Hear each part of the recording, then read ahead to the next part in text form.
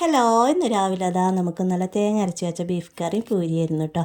അതും ചായയും കുടിച്ചു. അത് കഴിഞ്ഞപ്പോഴാണ് ഇന്ന് തിരുവാതിരയായിട്ട് നമ്മുടെ ചേച്ചി കൊണ്ടുവന്നതാണ് ഇതൊക്കെ കേട്ടോ. നമ്മളിവിടെ തിരുവാതിരക്ക് ഇതൊക്കെ കൊണ്ടുവരിക കേട്ടോ. പപ്പടം, പുഴുക്ക്, ആദ്യമൊക്കെ പന വരകിയതായിരുന്നു, ഇപ്പോൾ കൂവ വരകിയതാട്ടോ. പിന്നെ മൈസൂർ പഴം ഉണ്ടാവും.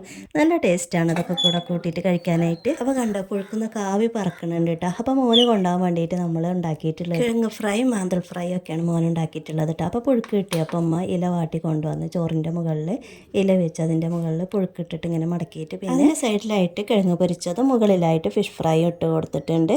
ഇനി ഇതാ നമ്മൾ ഓർക്കാപ്പുളി അച്ചാർ ഇട്ട് കൊടുത്തിട്ടുണ്ട്. അപ്പോൾ അതൊക്കെ കൊടുത്ത് മോനും ഉമ്മയൊക്കെ തന്നിട്ട് പോയിട്ടാ.